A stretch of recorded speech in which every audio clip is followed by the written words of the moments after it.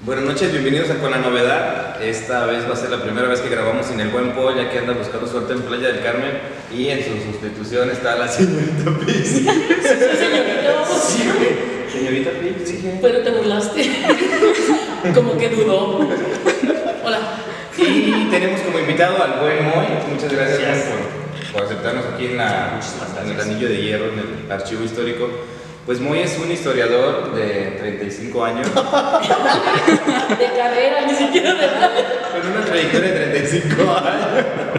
¿Qué pasa? No te creas, mi amor. Pues sí, es un historiador aquí de San Pancho. Creo que es el... ¿Cuántos historiadores conocen aquí de San Pancho?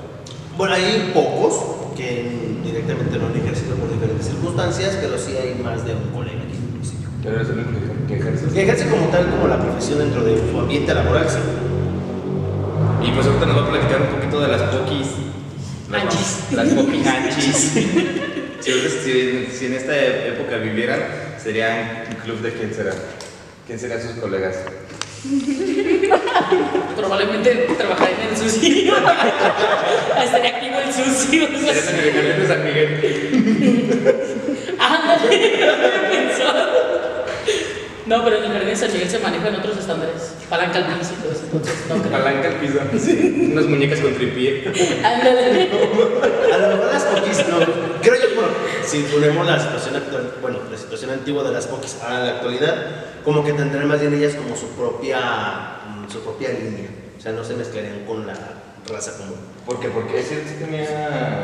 Es que, bueno, la situación de las poquianchis no era tanto el tener como un burdel, sino que la situación era de que estaban cobijadas por diversos niveles de gobierno, o sea, tanto municipales como estatales. O sea, ellas no se andaban en cuestiones como de la reglamentación del uso de piso, de las situaciones de los carnets de las prostitutas. O sea, ellas tenían diferentes amparos. Uno de ellos, y muy sonado y siguió sonando después de su muerte, fue Juan José Torres Landa.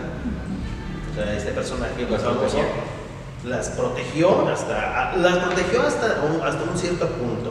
O sea, porque lo que dice la historia es de que matan a alguien muy allegado a Torres Landa y él hace una ley en la que se clausuran completamente todos los burdeles. Aquí. En Guanajuato, en ese momento era el gobernador. Entonces, al momento de que se clausuran los burdeles, ellas empiezan pues, a venirse un poco abajo, en cuestiones económicas, claro.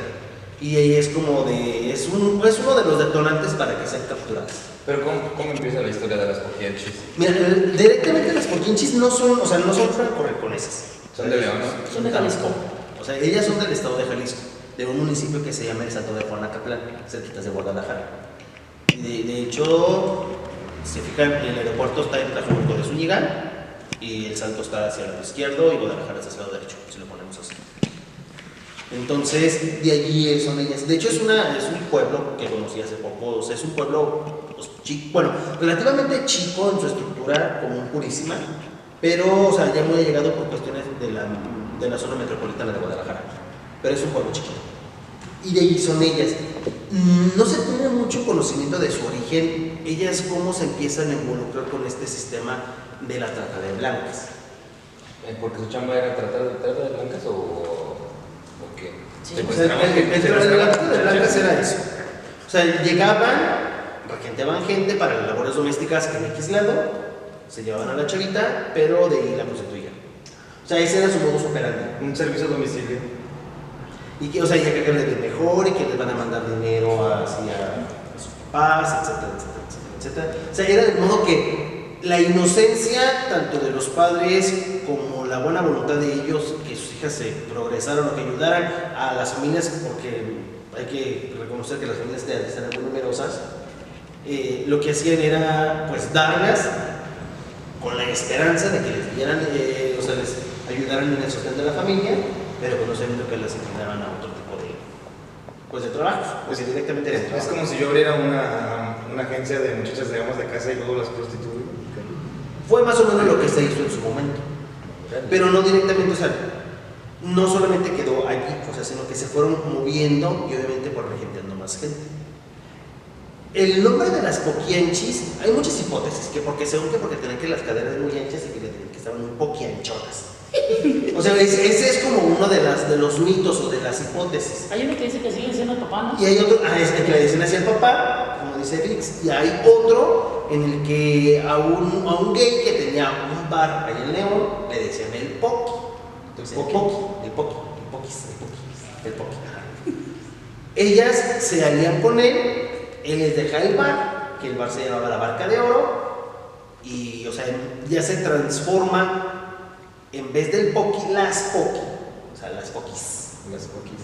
Ya alguien ya le puso como el Hachi, pues ya Pokianchi.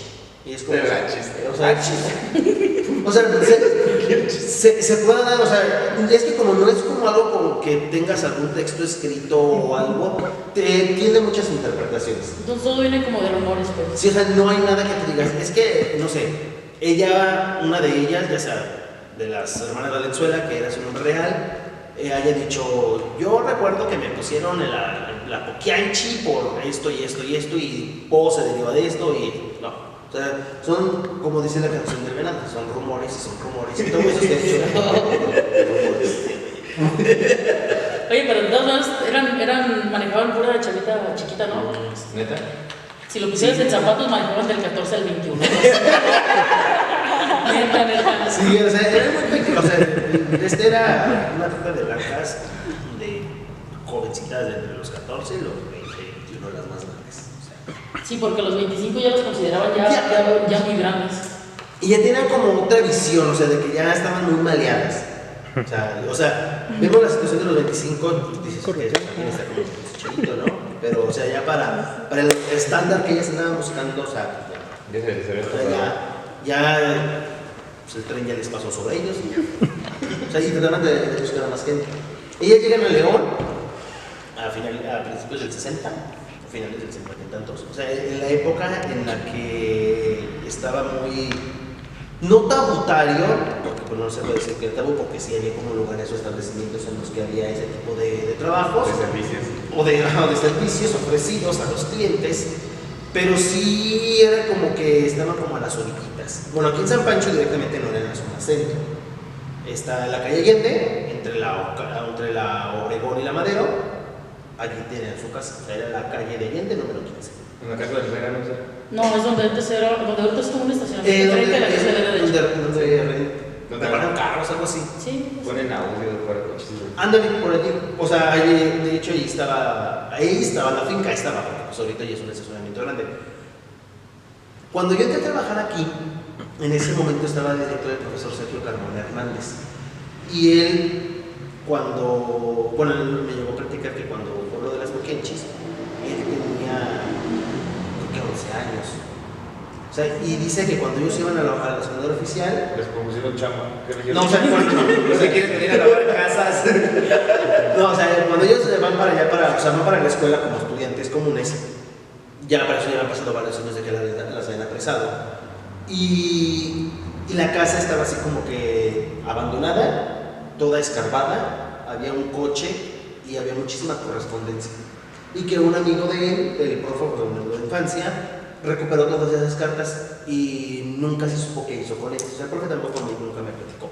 Que hubiera sido interesante saber qué era la correspondencia de ellas. O sea, como que la correspondencia personal. Y su barquito se ya no tengo con qué jugar.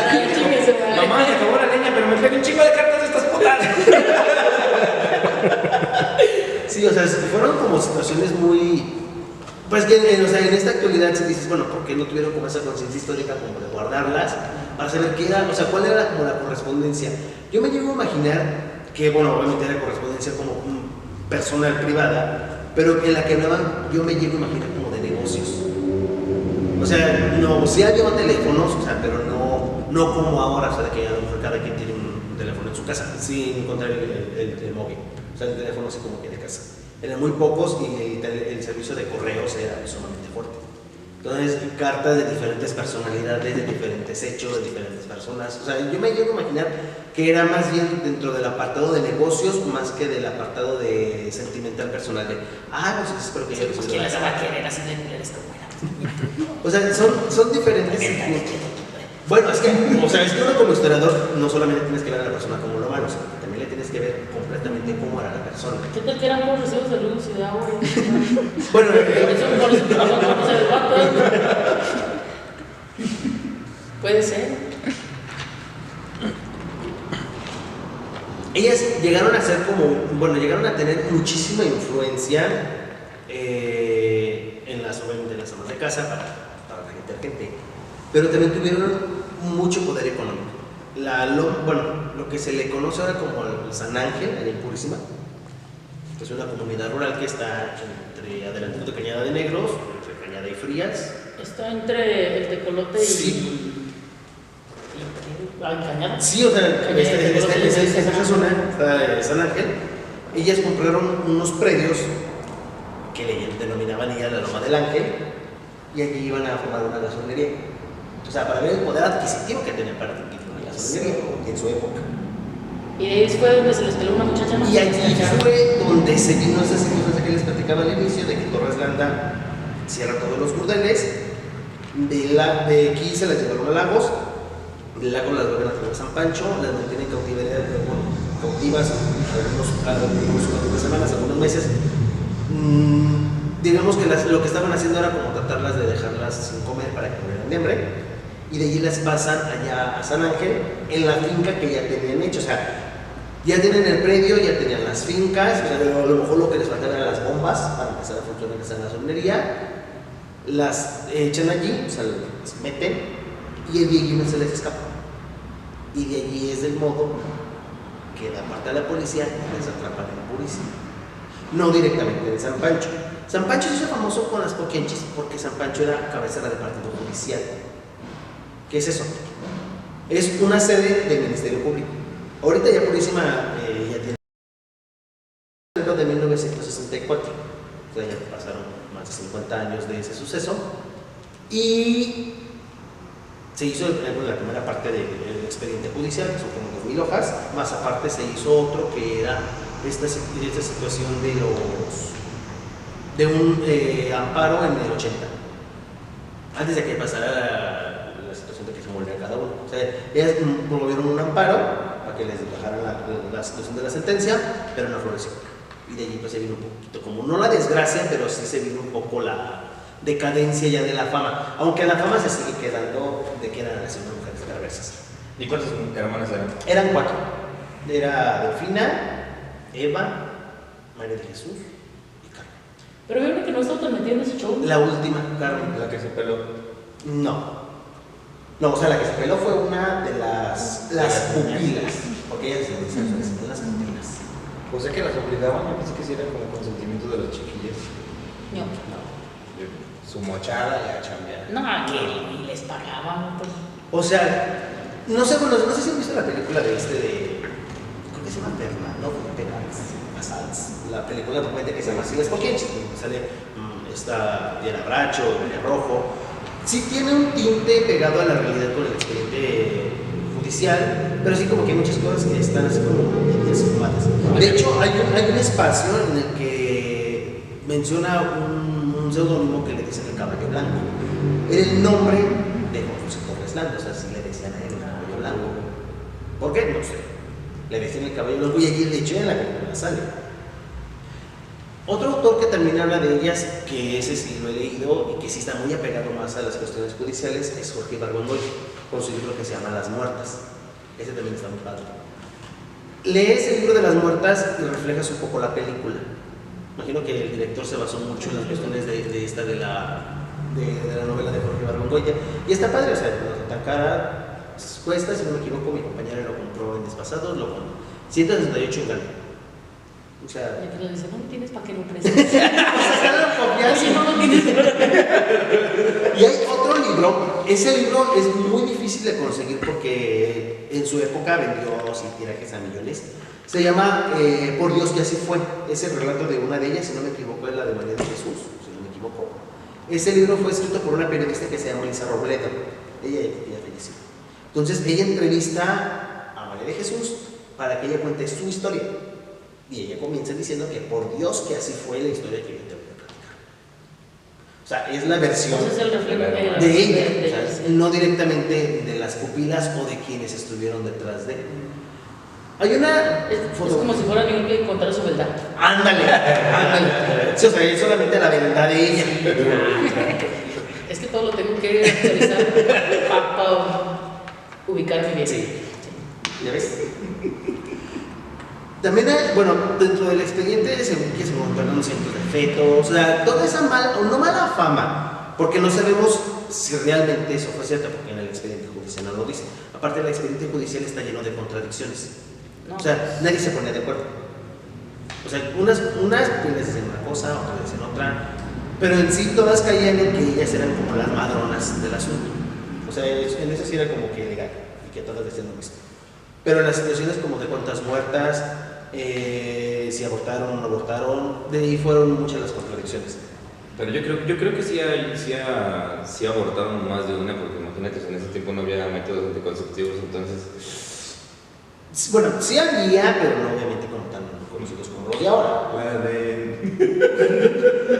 Bueno, fíjate que, bueno, esa no tanto. Mira, hay una que se llamó Santa dentro de ese, y ella falleció. O sea, sí es algo como verídico. Esa Santa le dieron un trabajo abortivo, pero no digamos que se les pasó la mano, pero no lo hicieron, yo me llevo a imaginar conforme la receta original. Entonces lo que le provocó fue una paraplegia, o sea, quedó paralítica de todo el derecho, de la derecha izquierda. Bueno, quedó paralítica de lado. Entonces, esta chava, o sea, ya no tenía como una coordinación motriz, aparte pues, de que se perdió el niño, y de allí no recuerdo en sí cómo estuvo la situación de por qué le llegan a tener como un odio hacia ella. Chiste que ella la mata con una plancha. O sea, sí, o sea, y no las planchas de ahora que venden en las tiendas departamentales, que son 300, o sea, eran de las de fierro, de las fuertes. O sea, y dice que la matan con la plancha, más aparte la avientan del segundo piso. O sea, son situaciones que se dieron. No sé si por algún enojo de ella, o sea... Entonces todas las 4 murieron asesinadas, ¿no? ¿Asesinadas? No, o sea, ellas se fueron muriendo con el paso de los años. Porque dices que una se murió en la cárcel, ¿verdad? Así, un balde de cemento cuando estaban restaurando la cárcel de mujeres. No recuerdo si fue en Celaya o en Guanajuato, una de esos lugares. Y luego... A Santa le aventaron una plancha. Pero ella no Pero ella no era de las Ella era de las pupilas. Una se murió así loquita. Todavía, cuando yo me fui a estudiar a Guanajuato, La viste. tenía como 3 o 4 años de que había muerto la señora, o sea, porque ella murió así loquita en Guanajuato. ¿Es la que se murió más reciente? Sí, esa fue la última. Una muy reciente. Ella fue la última que se murió, ya grande. Pero estaba en la cárcel también. Sí. O sea, no te diré que murieron así como que en libertad de... Agarraron a los 4. ¿Y la que no tenía nada que ver? O sea, la última se metió en el show. Pues es que no estaba tan metida, pero su hermana la jalaron. O sea, como Era la que tanto cobraba. pecan y que mata la vaca como que la agarra la pata. Y se perdió nomás cobraba carne. Bueno, o sea, de hecho ella era la que se encargaba como parte de las finanzas también. O sea, no tenía mucha vela en el entierro a cuestiones de reclutar gente, de mover, pero sí tenía cierta parte de las También el que finanzas. reclutaba era un hijo, ¿no? Ah, el Tepo, que ese sí nunca he sonido su nombre, el Tepo era hijo de Delfina. Ese hijo lo mataron en Lagos. En una riña lo mataron. De hecho, Joaquín Barguengoitia en su novela lo narra, que lo matan saliendo de una cantina y se cae sobre una persona que está vendiendo tamales. O sea, le tumba pues el puesto. Así lo narra Barguengoitia. No sabemos si realmente Y lo mata malazos. pero él directamente muere. O sea, fallece y esta, Delfina fue la que ella empezó a tener como un odio, no directamente hacia el género masculino, sino que empezó como a exigir justicia para que se esclareciera la muerte de su hijo, pero o sea, y era muy diferente a la situación que ahorita comenta Pitts del hijo, porque él no la reclutaba para el trabajo de limpieza, sino que como que se las conquistaba. Era otro método. Bueno, dicen que le decían el Tepo porque era así sumamente moreno, pero no No, o sea, En este tiempo le hubieran puesto el Chapo. Ponte.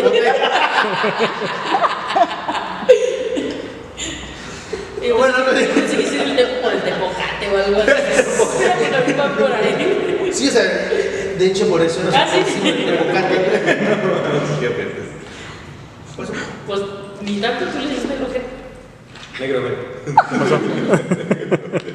Producción. ¿Me hablan?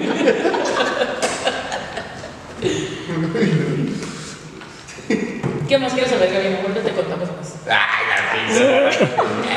No, es que sí me estoy metiendo mucho en el papel con el digo lo que sé. Sí, digo lo que sé. Pues no, ya terminé mucho que ya no. No. Muchas gracias por todo. Por silenciar, los amamos. Bueno, esta es una parte es un episodio, no digamos oscuro, porque mucha gente aquí en San Pancho lo tiene como muy tabutero de que, ay, no las Ni tanto, hasta No, pusieron una o vida sea, con ese nombre. La situación, o sea, bueno, yo no las defiendo. O sea, en su época hicieron sus actividades y sus situaciones y sus hechos, y fue de una manera ilícita todo lo que hicieron, pero hasta cierto punto es la historia. Es como si en México se dejara o tratar de cubrir el 2 de octubre del 68. O sea, son episodios oscuros, episodios en los que la historia no quisiera voltear a verla, pero a raíz de eso, la historia también se va formando con sucesos, pues, feos. Un suceso feo es la toma de los bárbaros de la Biblioteca de Alejandría, donde perdieron la mayor parte del conocimiento griego, por ejemplo. O sea, fue un suceso negro, oscuro, que deja entrever la ciencia ya no es la misma. O sea, a lo mejor ellos tenían otro tipo u otros métodos, pero luego destruyeron la Biblioteca de Alejandría. Entonces es un episodio oscuro, es un episodio negro. ¿Y qué otro episodio negro te sabes de San Pancho? Pues creo que es como el más renombrado. O sea, bueno, es que no digamos, bueno, episodios negros en cuestiones en entornos sociales que involucran trata de blancas, asesinatos, etc. Pero todos los pueblos todos los pueblos tienen como la historia B, o sea, no la historia oficial, sino que la historia detrás de, dijera Tala Sarmiento. O sea, esa historia que no es como tan contada. Un suceso negro, bueno, un episodio también, de hecho, fue un asesinato que fue en la central camionera hace ya algunos tiempos, de uno precisamente de los agitadores, de los paracaidistas de lo que ahorita era las Cárdenas, que se llamaba también. No, pues ahorita hay un buen de episodios negros. Bueno, a diario. La situación actual que estamos viviendo dentro de 50 años, bueno, dentro de 100 años, sí son episodios sumamente, o sea, oscuros o tétricos. Decir, ¿cuántos muertos se encontraron en un día? O sea, pero ese tipo de circunstancias van marcando la historia, o sea, y la historia sigue corriendo día a día. O sea, no por eso el episodio vamos a decir, pues nos volteamos y mejor vamos a ver que inauguraron esta parte. O sea, es el día a día y no solamente se vive aquí, ya es un suceso de manera nacional, bueno, incluso internacional. Porque no me acuerdo que cuando estaba en la prepa que iba en el cuerpo del padre, me platicó un profe, no me acuerdo si fue un profe o el padre. O un chiste. Un compañero de primaria. Que en la era de la guerra cristera colgaron a un chingo de gente aquí en el jardín. Pues es mentira. Mira, no colgaron, sí llegaron a fusilar a varias personas. Está Correos, el edificio de Correos de Telegrafos, a una mano derecha. Está lo que es parte de, bueno, lo que ahorita ya son los baños de la parroquia. Allí la barda no estaba como la conocemos actualmente, que son como columpios. Era una barda cuadrada completamente alrededor, era una barda perimetral. Pero, o sea, fue un fusilamiento a través de que estaban, pues, con cómplices con el clero. Pero directamente, bueno, ahorita contextualizo un poco. También donde mataron a una persona fue al diputado de Plasencia, donde hoy es Macrofoto, aquí en la Plaza de Márquez. Allí era la casa del diputado de Plasencia y lo mataron. ¿De quién lo mató? A los federales. ¿Y por qué lo mataron? Porque según era como simpatizante de los cristeros. Pero bueno, para poder comprender cómo la guerra cristera sigue rápido, llega el Plutarco Elías Calles al poder, y él es ateo. Entonces, ya que él es ateo,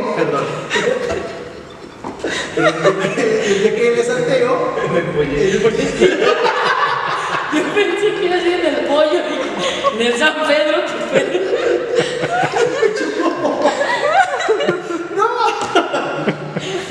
Bueno, le voy a preguntar qué es. No puedo superar.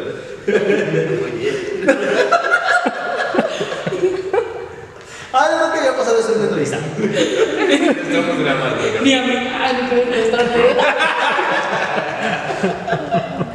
Ay, cabrón. Y Bueno, luego. ya que llegó el poller,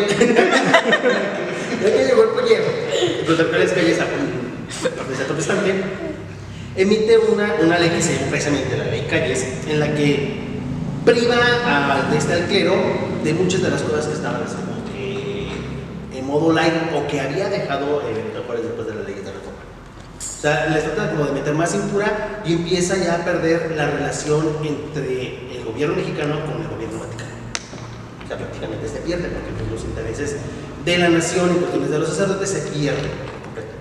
Entonces la gente se empieza a levantar en armas porque hubo levantamientos no solamente en Guanajuato, sino que también hubo principales levantamientos en Jalisco, que es donde se le conoce como la Cuna de la Guerra Cristera, pero también en la Ciudad de México, en Tabasco, con un señor que tuvo mucha injerencia en la zona sur que se llamó Tomás Garrido Canaval, y en la parte norte en Tampico. O sea, sí hubo diferentes puntos en el país donde hubo movilizaciones de gente a favor de la iglesia y en contra del gobierno por las restricciones que le estaban poniendo al clero. Mucha gente, bueno, porque todavía me tocó, bueno, mi abuelita yo la llegué a entrevistar, ella murió de 98 años, a ella sí le tocó vivir la guerra cristera, y yo le preguntaba a ella que por qué habían cerrado los templos. O sea, yo ya sabía que los templos los mandó cerrar el clero como protesta. Y decía, es que los federales vinieron y cerraron el templo. O sea, era la idea que tenía la gente, o que el mismo clero les hizo saber que estaba llegándolos a esos extremos de que el gobierno federal no cerró los templos. Pero no salió directamente con el clero. Yo es mi protesta, mi huelga, yo cierro templos, cierro cultos y háganse bolas con la gente que está poniendo estas y estas condiciones. Entonces acá en los actos de Jalisco se empieza a tener pues empieza con más efervescencia a tener ya no diferentes caudillos, pero sí diferentes agitadores. Uno de ellos fue Victoriano Hernández Alias el 14, que empezó a combatir a los federales en diferentes puntos. ¿Y el 24 no estuvo en otro tiempo? No. De ahí sacaron los bancos de ponerse nombres. Ah, clave. No sé si por qué le dieron el 14. No creo porque le dieron nada más 14 dedos, no creo. Pues. Porque se ve que pusieron una persona íntegra, pero no sé. 14. Ay, lápiz. O pulgadas, no sé.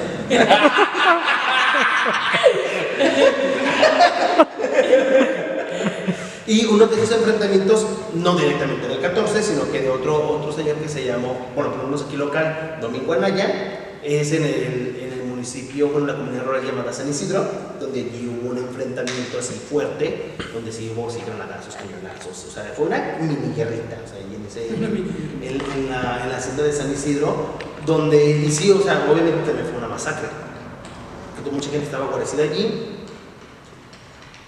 Los soldados empiezan a tostar chiles cerca de las puertas, de la puerta y de las ventanas de la capilla, para ahogarlos. Que la gente forzosamente tendrá que salir. O sea, y al momento de salida los iban a matar. O sea, ahí mataron niños, mujeres, adolescentes, personas mayores y personas maduras. O sea, ¿cuánto duró la guerra cristera? La guerra cristera duró 3 años. ¿Y por qué fue tan mencionado, tan famoso el padre Toribio en la guerra? Fue es que la situación de los padres, porque no solamente el padre Toribio, o sea, el padre Toribio fue uno de 23 que canonizó, bueno, que beatificó Juan Pablo II y que después lo volvió a canonizar en el 2004, en los que ellos, por proteger la fe, bueno, es lo que también nos llegamos con la iglesia, proteger la fe, dieron como su vida por el pueblo. O sea, todos esos sacerdotes murieron acribillados. O sea, también el que acaban de canonizar hace poco, que se llamó José Sánchez del Río, pero es un niño, es un niño de Zaguayo. O sea, él le soñaron los pies y ¿La guerra cristera? Ajá. y lo hicieron caminar a su tumba. O sea, imagínate, o sea, simplemente Vi la película de Cristeria, no pienses que he visto de historia. Vi la película. ¿Le engancharon los pies? Se lo decían tapadas en los pies. No, o sea, haz de cuenta de que, por si es tu cuenta de los pies, o sea, con una navaja te quitan la epidermis, o sea, esta piel que tú tienes, y te la dejan así como cuando te quemas, o sea, viste que te ve rojo, porque es tu músculo. E ir caminando de un punto a otro. Y aparte cámara, y aparte de que te putazo. O sea, Huevones, aparte los cabrones. o sea, es que era como una manera como de martirio. O sea, y directamente el hoy santo es donde propiamente allí agarran la santidad. O sea, que mueren a través de la religión. Pero entonces era el pueblo contra el gobierno Es que Por defender a la iglesia. exactamente. o la iglesia mandó a sus No. matones. El pueblo El contra pueblo contra el gobierno para defender a la iglesia. Pero no tanto así, porque mira, ya que la iglesia, o sea, ya que están como los dos bandos, de allí surge un tercer bando. De que si tú te vas conmigo, federales, te prometo ciertas cosas. Pero luego les dice a nosotros, es que si tú te vienes a pelear contra ellos, te prometo tus cosas. O sea, era un grupo, ese grupo andaba como del ping-pong. O sea, andaba de manera errante, no digamos chapulinando, pero sí en cierta parte. O sea, La cachula que iba a decir. Sí, no, como que lo pensaron así contigo. Esta va a decir esta mamada. Daban de chapulines en todos lados. y directamente ellos ya cuando se acaba la guerra, ya donde hacen las partes del gobierno, el gobierno federal y el gobierno del estado, bueno, el gobierno de la iglesia, ellos hacen pues, como que las paces y amiguitos otra vez, pero ellos se quedan como chiflando en la loma y ellos se les llama modus vivendi, que es el modo de vida. Porque no se quedaron ni con uno ni con otros. Y a ellos les tocó después andar, no perder, pero sí andar errantes o no tener una estabilidad económica, ni social, ni política, porque pues ya estaban fechados para ambos núcleos. Y se fijan en la actualidad, o sea, bueno, ya en la actualidad ya obviamente ya estaba un tercer núcleo, que es el núcleo empresarial, pero en sí el poder de la iglesia, el poder del gobierno y el poder empresarial son las tres esferas del mundo. ¿Cómo lo sucede? Que si no te pertenece a una, te pertenece a la otra, te pertenece a la otra. O sea, y hay una cuarta que es la esfera social, pero esa abarca a los otros tres. Sociólogo y todo, el Moy. Bueno, no sé mucho de sociología, pero vamos. Y dentro de tu carrera personal del historiador, ¿llevas escrito un libro, no? Llevo escritos 3, bueno, 4. Bueno, en sí son 2, pero uno lo dividí en 4, porque era muy extenso. O sea, el primer libro yo hablé sobre la historia de las civilizaciones, desde el punto de vista histórico. O sea, de cuando se funda, porque hubo mucho tiempo que se estuvo diciendo como un mito de que es que los de Purísima y los de San Pancho siempre andaban agarrando putazos. Entonces, por eso la Virgen quiso que le hicieran aquí su templecito para como que reafirmar la paz, que es el templo de Padre Felipe, bueno, el templo de Inmaculada Concepción. Pero es que eso no es cierto. O sea, hay un documento en el que el padre, el fundador Manuel de la Vega, solicita al obispo de León que quiere hacer un templo. O sea, allí ese mito se refuta de que no es porque anduviera ni alejándose de las bellas. O sea, es por la necesidad espiritual de él, ante la sociedad o ante el pueblo, de querer realizar un santuario. O sea, y no un templo. Y es lo que un plasmas santuario. la verdadera historia de las iluminaciones. Pues desde el punto de vista histórico. Porque... ¿Cómo, históricamente, ¿cómo iniciaron? Porque hace poquito a mí, yo le intenté explicar a alguien y, que no es de aquí, y yo dije, pues yo creo que se iba iluminando la calle iba poniendo alumbrado público. No sé por qué se llaman las iluminaciones. Bueno, el nombre en sí no radica desde el origen. El nombre yo pienso que se lo fueron poniendo después. Bueno, pero si nos llegara a escuchar a alguien que no te pille San Pancho, ¿cómo le explicarías? Bueno, las iluminaciones son una festividad que se celebra en honor a la Inmaculada Concepción a finales del mes del 8 de diciembre. Eso es como su fiesta patrona. Sí. ¿Pero nada más aquí en San Pancho? No, hay en muchos lados. ¿Qué se hacen las iluminaciones? Hay en Doblado, hay en Purísima, hay en Irapuato, hay en Celaya, hay en Guanajuato. ¿Hay en iluminaciones? No. Cada uno tiene como un nombre diferente. En Irapuato se le conoce como los barrios. En Guanajuato se le conoce como iluminaciones, igual que en Silao. En León no hay. Y eso que estamos muy cerquitas. Pinches puñetas. Y todos son diferentes porque solamente los que se dedican, los que están en honor a la advocación de la Inmaculada Concepción es San Pancho, Purísima y Silao. Nada más esos tres. Bueno, esos tres. Porque Guanajuato la celebra para la Virgen de la Luz, a la Virgen de Guanajuato. En Irapuato a la Virgen de Guadalupe, igual que en Doblado. O sea, pero en sí todos son a la Virgen María. Nada más que en diferentes advocaciones o en diferentes presentaciones, dijeron. Es un festín que se realiza en diferentes calles, colonias, de que tú, como habitante de esa calle o de esa colonia, te toca de visita a la Virgen, decoras tu fachada y obsequias algún producto, alguna bebida. No propiamente tiene que ser como una regla general de que tienes que dar comida, o sea, no, eso no es como una obligatoriedad, pero es como parte como de la tradición. Que das el ponche, das el tamal, es el La pizza. Es el buñuelo.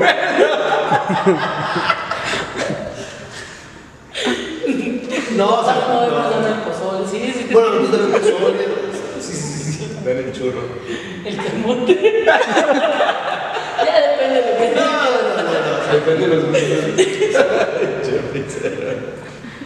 Entonces, lo ofrecen a los visitantes. Anteriormente se daba mucho la situación de que si no eras de aquí, o sea, no eras como Parte del local, te invitaban a que fueras parte de, sin que tú lo conocieras. O sea, bueno, porque me platican de que, es que íbamos por la calle, oye, te invito a los ponches, oye, ven acá y no quieres un ponche. O sea, sin que tú conocieras a la persona.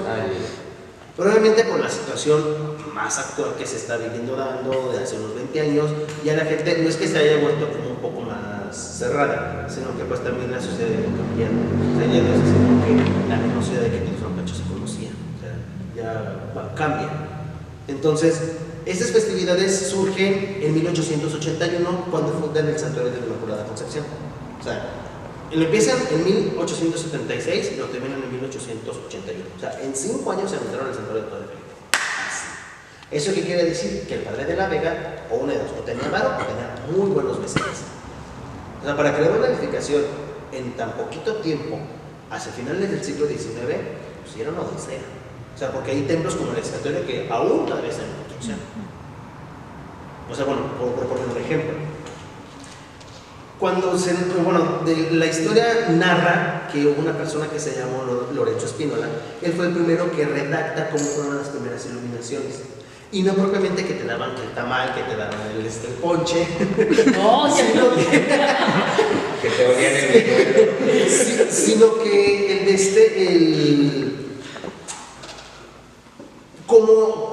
ahí lo narra de que pusieron como banderitas multicolores, pusieron farolitos. O sea, él es el primero que empieza como a denominar que el farolito, que el papel picado. No lo menciona como papel picado, pero lo menciona como banderola. Entonces yo me llego a imaginar que ha de ser. Las coronitas, ya ves que me empezaban a vender coronitas a las casas, que eran como unos listones, que son. Eso no lo siento. Sí, no son coronitas, bueno, se les llama cortinas o cortinajes. Esos también son muy comunes también en Guanajuato y en Irapuato. En Irapuato son verdes y rojos y la florecita es blanca, por los cuadros de la Virgen de Guadalupe. Pero tiene una connotación un poco más espiritual. O sea, tú colocas tu coronita, tu cortina, perdón, y si te fijas tiene los mismos colores que el manto de la Virgen, blanco y azul. Si te fijas tiene en medio una flor. En la época medieval, a las mujeres que morían vírgenes les ponían, pero ahí es donde tiene radica su origen. Todavía a las actuales también les ponen como una coronita, así como de florecitas. O en las manos, no sé.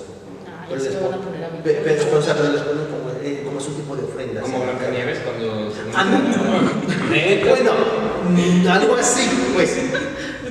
Ya vi peluquera toda y esa también, y si se fijan dentro de la letanía que se reza en el rosario, la letanía lauretana, aparece uno que se llama rosa mística. Entonces tiene esa relación espiritual y simbólica, que se coloca el cortinaje como protección a la casa por los colores del manto de la Virgen, más aparte la rosa mística que acompaña a la Virgen. Eso ya se vino dando en interpretaciones más posteriores, o sea, eso no fue como parte del origen, eso fue después. Al inicio no se le llamó iluminaciones, muy seguramente es posiblemente se le pudo haber llamado convites. Un convite era como una forma de invitación a celebrar. Entonces, al convite, a la carencia del alumbrado público, aquí en San Pancho el alumbrado público llega hasta 1907. O sea, anteriormente no había alumbrado público. Ni la parroquia, o sea, no había sonido, o sea, no había electricidad. Sí había electricidad para ciertas cosas, pero no como la energía pública como conocemos hoy en día, que todos tenemos en nuestras casas. Aquí no la pagaron, por cierto. Tú dijiste que no la querías, que querías Una ¿Y cámara bien dónde está? vergas. Señor productor, ¿sí estamos grabando bien vergas? ¿O qué pedo? Lo que se Prendemos puede. las luces. Entonces, Y volvemos a empezar. Entonces, se empezaron a colocar pequeñas cazuelas con cebo y una mecha que daban una iluminación propia al lugar donde iban a ir. O sea, no ahora que hacen altares así muy grandes y muy fastuosos con tela, o sea, Y era... que ponen todos los niños ahorita con unos vestidazos. Ándale, bueno, como por ejemplo, o sea, esas alegorías se fueron dando en la década de 40, porque les voy a platicar por qué. Esa carencia de luz que se iluminaba o que daba la iluminación fue del modo que se fue logrando ese apodo. Junto con los farolitos, las estrellas de carrizo, que eso ya nos formaba así como un pequeño mosaico de colores. O sea, si se fijan, una noche oscura, con todo eso, pues se mira así como que el perrón, ¿no? O sea, todo así como que los farolitos y toda la cosa, o sea, es padre.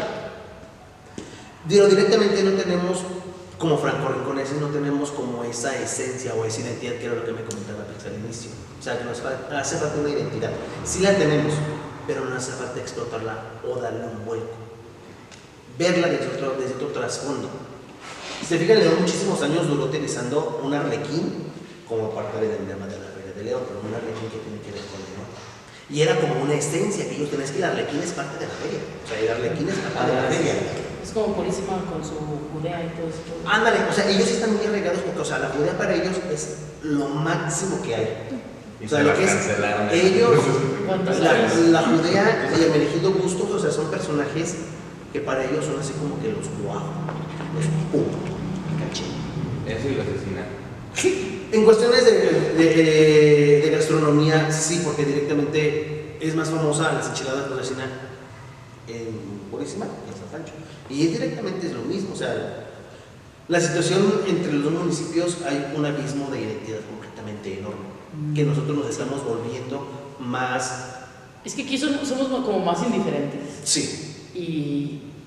¿Cómo se puede decir? Culeros. Sí, pero yo estaba buscando otra palabra más. Con un poco más de tecnicismo, porque se escuchara más. Sí, Pero tú sabes con tu pero pues sabes con tus mamadas. Siempre. Prosigamos.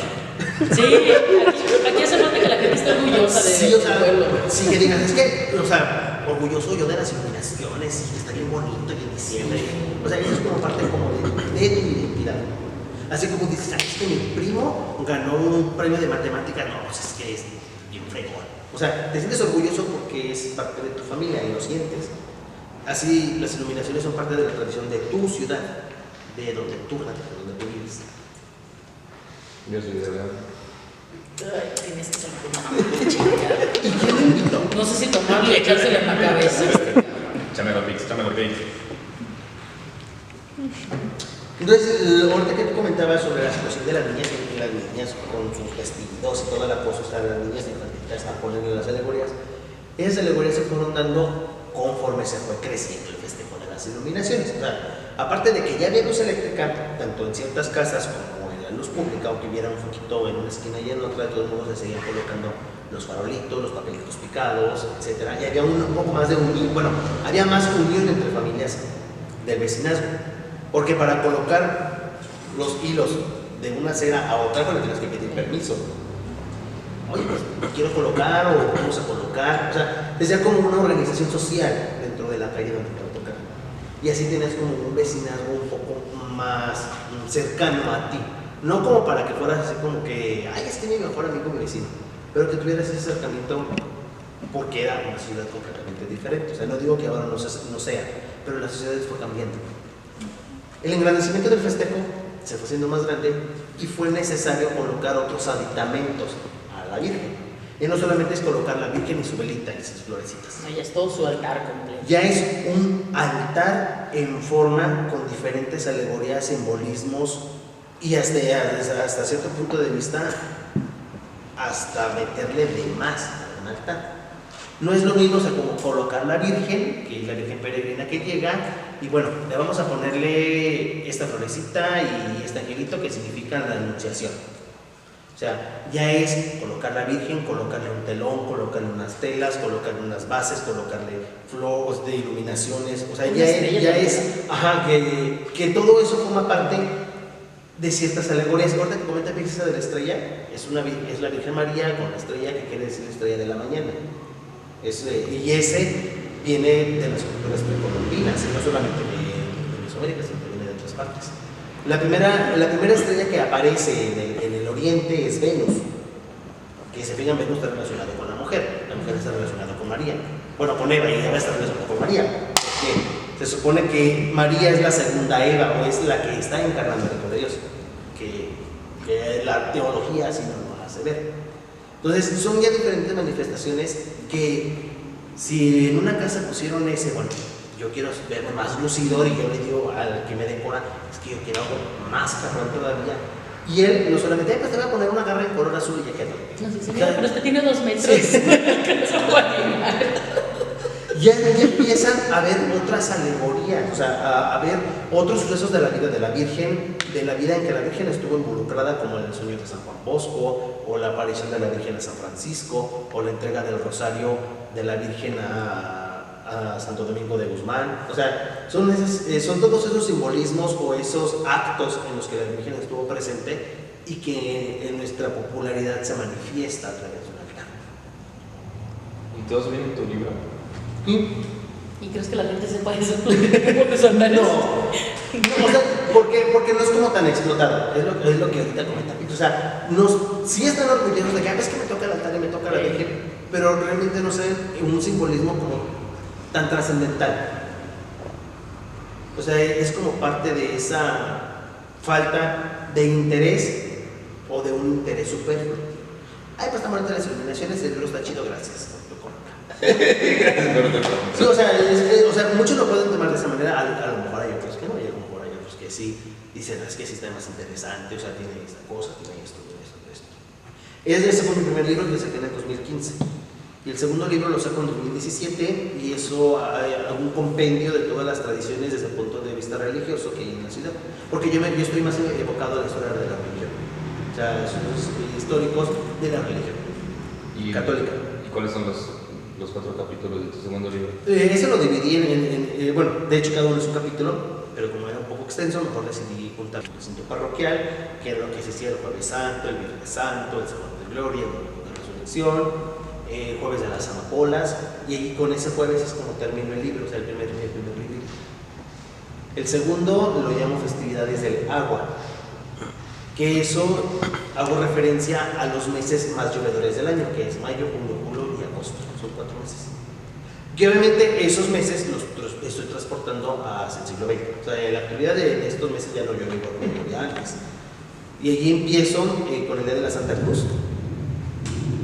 Que nos ubicamos acá para la zona norte, donde está la Ciudad de la Carmen, ahí está una cruz que pusieron, se supone que en la Guerra Cristera, entonces tiene una cosa que fue en la Guerra Cristera y que prevaleció hasta hoy en día. El ofrecimiento de flores a María, que llevaban a las niñas vestidas de blanco a rezar un rosario en cualquier templo y que le ofrecían flores a la Virgen María. Y sigue el junio, hablo sobre las festividades de San Juan. No propiamente, aquí se fijan, no hay ningún templo dedicado como a San Juan Bautista, pero había una creencia muy arraigada de que ese día, para amanecer 24 de junio, amanecía lloviendo. Entonces la gente recolectaba el agua de la lluvia en tinajas y con esa se bañaba, porque creía que el pelo se iba a hacer más grande, y te ibas a purificar con esa agua bendita que caía del cielo. Ahí voy a poner unas tinas pasado mañana, que tal que sí. Bueno, sí, uno no sabe. O sea, bueno, era como parte de la tradición, y también se daban, no sé por qué causa, semas. O sea, la sema se les entregaba a los familiares. O sea, pues, si Gaby llegaba ahí a la casa, Gaby llegaba a la casa, pues por el día de San Juan toma una sema. Dije, sema no Sema no sabe, güey. ¿Qué me invitó? ¿Por qué a él se le ocurrió esta cosa? En el mes de julio pues está la fiesta de Santiago Apóstol, Santiaguito, acá por cerquitas de la casa de Pix. También es un templo sumamente... No, dije que cerquita de tu casa, tú no vienes por allí. Y sigue el mes de agosto con la cuestión de la Asunción de la Virgen María, que colocan con la Virgen María, la ponen así como dormida, bueno, lo que se le llama del tránsito, y le decoran con fruta, con manzanas, plátanos, y de allí al 15 la ponen otra vez de pie, asunta al cielo, y la fruta se regala como símbolo como de benevolencia. El siguiente libro es las festividades del otoño, que totalmente abarcan los meses del otoño, que es septiembre, octubre y noviembre, y ahí menciono la fiesta de San Miguel y la fiesta de San Francisco, que son las dos festividades más importantes hacia esa época, junto con el 15 de septiembre, o sea, eso lo menciono como la identidad nacional. Y las festividades de invierno y de inicio de año es el último episodio, que es el número 4, en el se habla de las iluminaciones, de la ida al barrio de Guadalupe, de las posadas, de Nochebuena, de Navidad y de fin de año, de los Reyes, y terminó con la bendición de los animales. Esa también es una tradición que poco a poco se ha ido perdiendo, que ese se celebraba en el templo de San Miguel, o se celebra en el templo de San Miguel, desconozco. Ahí tienen una imagen de San Antonio Abad, que es el patrono de los animales domésticos, y va la gente a llevarles que bendizcan a los animales, el padre les esparce el agua bendita, les hace su oración, y de ahí pues, se vuelven a regresar a todos a su casa. ¿Y de qué época son todas esas festividades? De esos son del siglo XX. Pero los animales no solamente los llevaban, o sea, que un gatito, que un perrito, o sea, llegaron a llevar vacas, puercos, bueyes, o sea, animales sumamente grandes adentro del templo, delante del templo. O sea, no me llego a imaginar como el hedor que llegaba. Imagínate que lleguen con una vaca, que la bendiga y que de repente alguien le corte la garganta y empiece a hacer un reto. Bueno, piensa que somos judíos, ¿no tienen una... ¿Quién lo invitó? Bueno, o sea,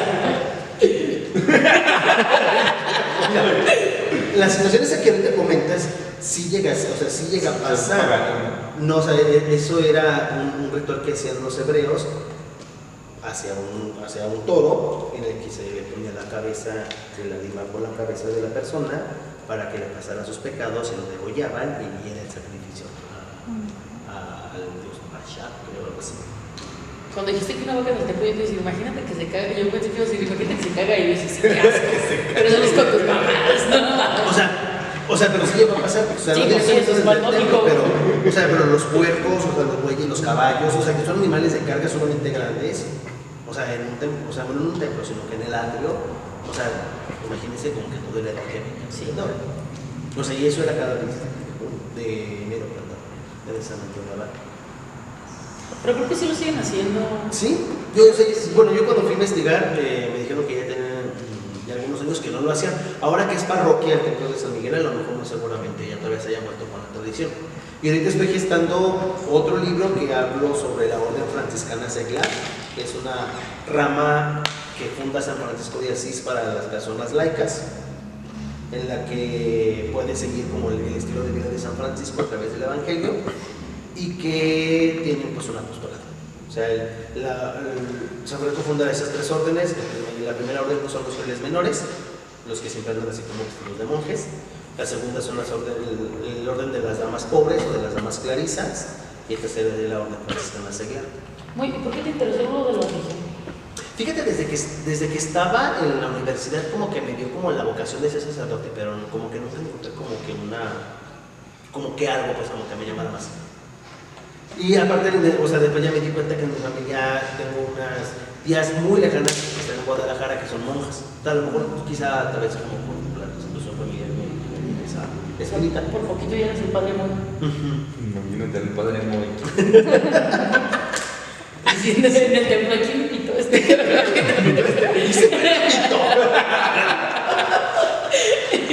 Sí, y cuando yo estaba en la universidad, a mí siempre me llamó mucho las cuestiones de la historia de la religión. La mayoría de mis materias siempre fueron como encaminadas a eso. También había una materia que era la historia del arte colonial, porque me estoy muy enfrascado en la época de la colonia, y había otra que era historia de la iconografía. O sea, como determinar qué santo es según como los ciertos atributos. ¿Al negro? ¿Qué santo sería el negro? ¿Negro? No, o sea, bueno, no, o sea, pero o sea, una obra. Santo negro. ¿Quién me o sea, un ejemplo. El que está allá atrás es San Isidro Labrador. ¿Por qué? O sea, porque tiene el atributo de que está en la tierra, tiene un báculo o algo para escarbar la tierra, tiene su morralito, o sea, tiene ciertos elementos que tú dices, es que es San Isidro, por ejemplo. No, o sea, es que, o sea, tú llevas. O sea, obviamente eso no lo practicamos de la noche a la mañana, o sea, si duré todo un semestre, o sea, chutando y haciendo prácticas. Entonces ves una imagen y sabes que es santo. O sea, por si llego a la parroquia y digo, a ver, el que está enfrente es San Francisco porque tiene su atributo, tiene su puerta con los 3 nudos, tiene su tonsura, tiene su cráneo, tiene su un perro cruz. El que tiene un perro a un lado. Y si está vestido así como que todo de blanco con negro, es el Domingo de Guzmán. Porque un perro fue el que los salvó, se veía entrar como una llama en el hocico. El que está en la entrada del Camino Viejo no es San Francisco. Pues no, el que está en la entrada de. Bueno, el que está. Tallado, no, el que está tallado. Sí. Es que no es un perro, es un lobo. Es el lobo de Gubbio. Es que ese lobo era muy feroz en el poblado de Gubbio. Entonces San Francisco habla con el lobo y lo amansa. Y es un lobo domesticado. Y es un lobo.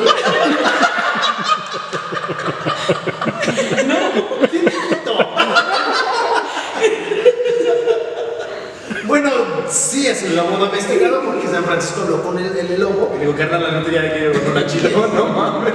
Sí, o sea, Deja de morderme. Suena mi patita. Entonces, bueno, ese es un suceso de la vida de San Francisco que se representa. Y se fijan, San Francisco lo ha representado mucho con ese bueno, lo dibujaron como un perrito, pero directamente era un lobo de Gubbio. Sí se mamaron en ese caso un perrito. Sí, o sea, sí, lo ves y dices que sí es un perrito. Y mucha gente no sabe por qué. Y yo pensé que era el santo de los animales. Sí es el santo de los animales porque él estuvo muy evocado a la naturaleza. Él a toda la gente les hablaba hermano sol, hermana luna, hermanas plantas, animales, o sea, él era muy filial, él tenía un amor muy filial. De hecho, dentro de la cosmovisión franciscana, él es como un segundo Jesucristo. O sea, porque él vivió con los pobres y para los pobres, así como Jesucristo lo hizo con su predicación. Entonces, podemos simplificar a la Pix porque la Pix es del pueblo y para el pueblo. ¿Quién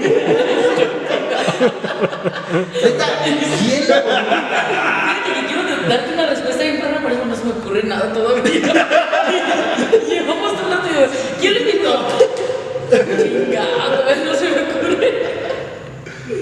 Oye, ¿y por qué? A ver, primero que nada vamos a hacer una encuesta con el público. Ahí tenemos mucho. A ver, aplauden. Hay mucha gente. Y nadie aplaudió. ¿Alguna pregunta que tengan que hacerle acá al joven historiador que tengan ahí de la plática? ¿Nadie tiene una pregunta? Pues no hay gente. Yo sí, bueno, creo. Yo había escuchado que ahorita que mencionas de lo de la que te especializas como en la iglesia y dices de la iconografía de los santos, yo había escuchado que había varios santos que no era real que sean santos, por ejemplo San Cristóbal, no obviamente, y otros que decían que esos fueron como inventados por las personas, que no estaban realmente santificados, que no eran realmente santos, que nunca existió, sino como mencionaban mucho a San Cristóbal y a otras dos mujeres y una niña, que nada más que es que la encontraron y mira, pues es una santa y así, y le empezaron a dar como nombre y funciones y mencionaban mucho a San Cristóbal porque que el hombre grandote y que te transporta, como el santo de los viajeros, ¿no? Pero que en realidad nunca fue canonizado ni beatificado ni nada. Claro. No sé si tú sepas algo. Bueno, de hecho, lo que comentas sí es cierto. De las otras dos personas, de la niña no lo recuerdo bien. No recuerdo. Pero sí recuerdo lo de San Cristóbal. ¿Ves? Que no te inviten. Y que no me inviten. Sí, que no me inviten a él. Y que no nos inviten. Pix, ¿me invitas? Gracias. De hecho, si San Cristóbal nunca fue canonizado ni tampoco tuvo un proceso de canonización ni porque fue un mártir. Nada más se le da como la santidad porque cargó a Dios. O sea, él era una persona alta que cruzaba a la gente de un lado del río a otro. O sea, ese era como su trabajo. O sea, te pago lo que costaba por transportarme de una acera a otra acera del río. Entonces, en cierta ocasión, es un niño quien le dice que lo lleva al otro lado, hace el trato, lo carga y a mitad del camino empieza a flaquear, pero como si es un niño.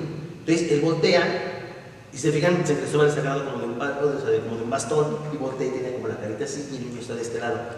Y le dice, es que tú estás cargando el mundo. Y es Dios, o sea, Dios niño, Dios infante, con la bola, con el mundo, con el globo terráqueo sobre su mano. O sea, y esa es una leyenda que propiamente no está al 100% avalada de la iglesia, bueno, por su canonización, pero sí tiene como un día de santoral. Pero para eso sí te lo voy a investigar muy bien. Va. Ya nos quedan 3 minutos, mi buen.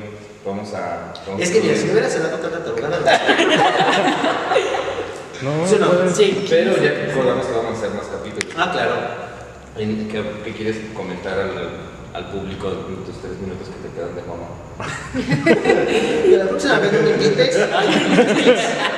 Porque no, o sea, Es que yo también soy primera invitada. Sí. No, pues bueno, sigan a Gavino, la verdad, muchísimas gracias por la invitación, me sentí muy a gusto aquí con ustedes, con la compañía que está detrás de cámaras, que la verdad sí son grata compañía y que no solamente sea como que la primera, ya ves que te había comentado que, o sea, el tema de la historia comparativa, no sé, de lo mejor de otras personalidades, tiende como para hablar más. No, ahora nos centramos a lo mejor en 2, 3 pedazos, de 3 pedazos, 3 episodios de la historia. A lo mejor la siguiente nos podemos evocar, como me comentaba, la situación completamente de la iglesia, que ese ha sido un tema que realmente me fascina mucho, de no solamente la historia, sino que toda la iconografía que trae la iglesia. O sea, y como que los mitos y las verdades, no de la iglesia, sino que propiamente como de esa gama, o sea, o de esa espiritualidad ese tema que conlleva. Va, pues para el próximo Dependientes. capítulo vamos a grabar para que nos hable de la iglesia y de su sueño frustrado de ser padre. ¿Tú, Pix, algo que quieras agregar antes de Ya le había dicho, no, ya me dijo frustrado. Y viejo. No, y de hecho, No, y de hecho, sí. chingo de cosas. Por eso, ¿quién me invitó? Bueno, chicos, Sigo sin saber qué ya chicos, me voy a empezar a tirar, ya se están poniendo de acuerdo. Vean. Y pues, chicos, negro, te quiero. Y ya, sería todo. Muchas gracias, hermosas, y muchas gracias por. Gracias. Y ya nos volveremos a ver aquí en la casa de Diosito. Aquí es la casa de Y esa mamá. Dios. ¿Quién te invitó? ¿Quién, chico? Muchas gracias, hermosos. Besos, bye.